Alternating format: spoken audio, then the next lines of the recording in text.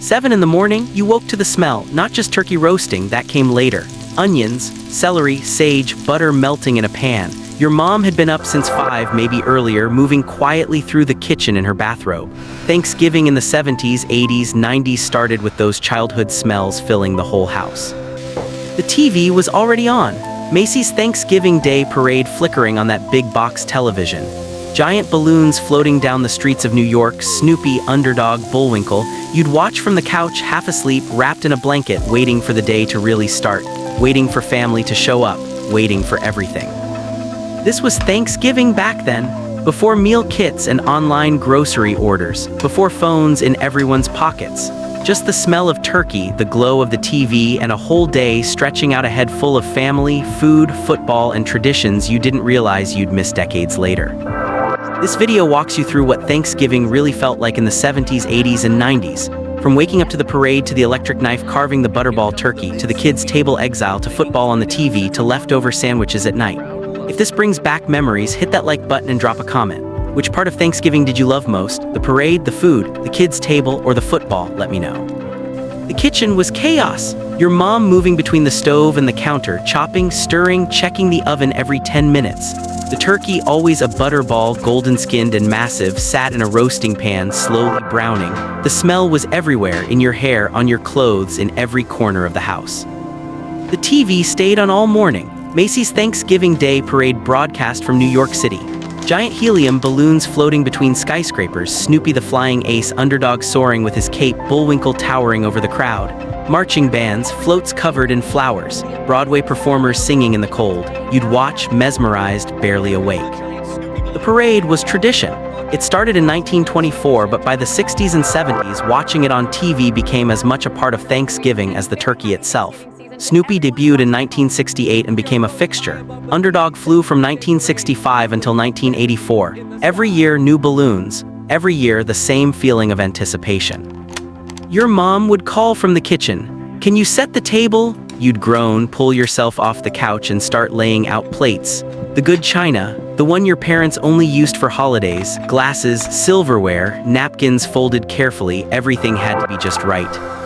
And through it all, the smell kept building. Turkey, stuffing, sweet potatoes, green bean casserole with those crispy French's onions on top, cranberry sauce, the canned kind, still shaped like the can, ridges and all. The house didn't just smell like Thanksgiving, it smelled like home.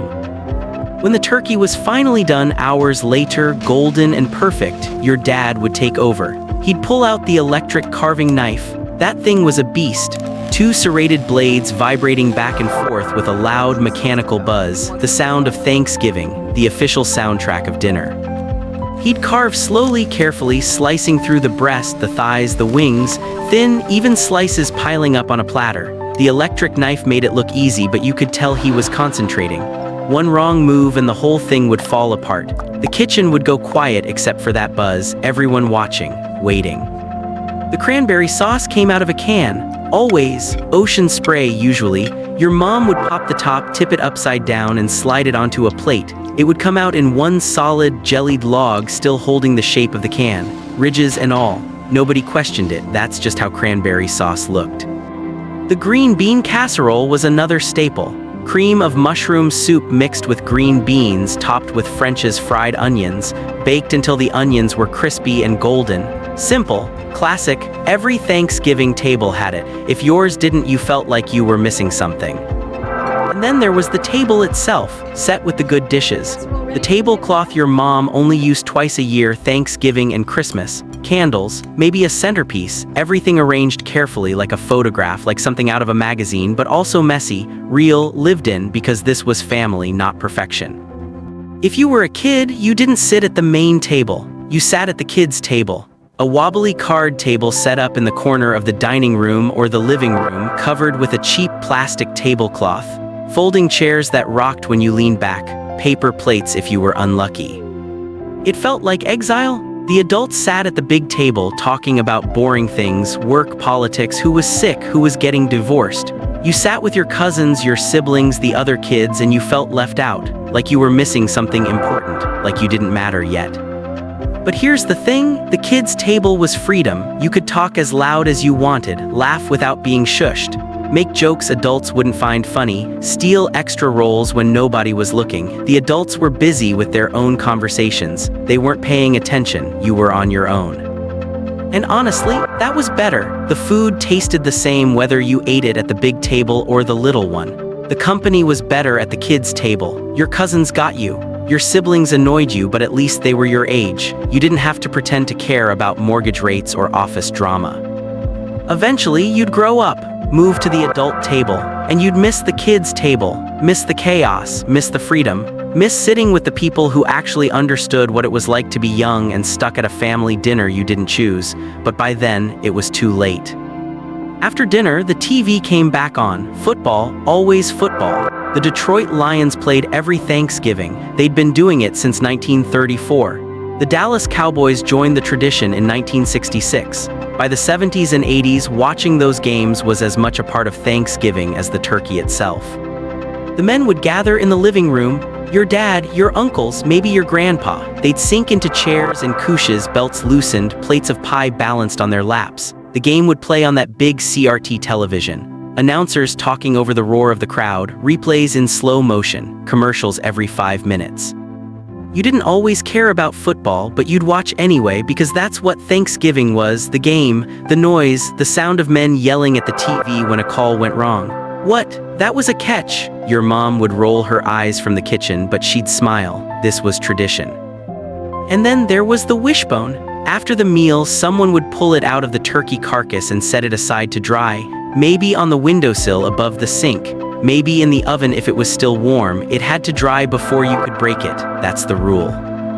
Days later, maybe even a week later, you and your sibling would face each other. Each of you holding one side of the wishbone. You'd make a wish, close your eyes, pull. The bone would snap, one side longer than the other.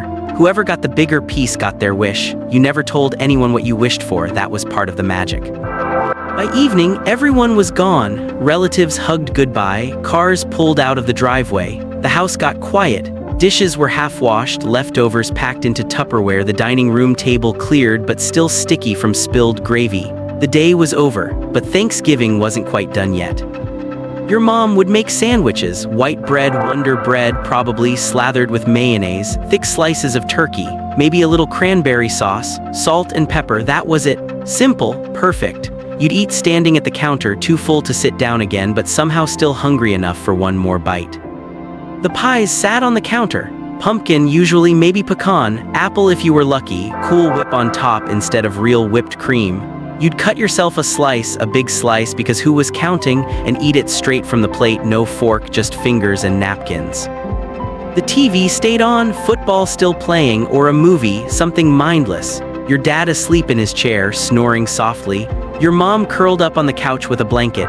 You'd sit there, too tired to move, too full to think, just soaking in the quiet, the calm after the storm. And as you sat there, stomach aching, eyelids heavy, you'd feel it. Gratitude, not the forced, performative kind, just the real, quiet kind, for the food, for the family, for the day, for traditions that repeated every year and somehow never got old. Thanksgiving wasn't perfect, but it was yours, and that was enough. That was Thanksgiving in the 70s, 80s, and 90s. The parade on TV, the butterball turkey, the electric knife, the kids' table, the football games, the wishbone, the leftover sandwiches, simple traditions that repeated every year and somehow that made them even more special, that made them home. Drop a comment and tell me, did you sit at the kids' table, and do you prefer canned or homemade cranberry sauce? Let me know what you remember most. And if you want the full, longer version diving even deeper into Thanksgiving memories, just say the word.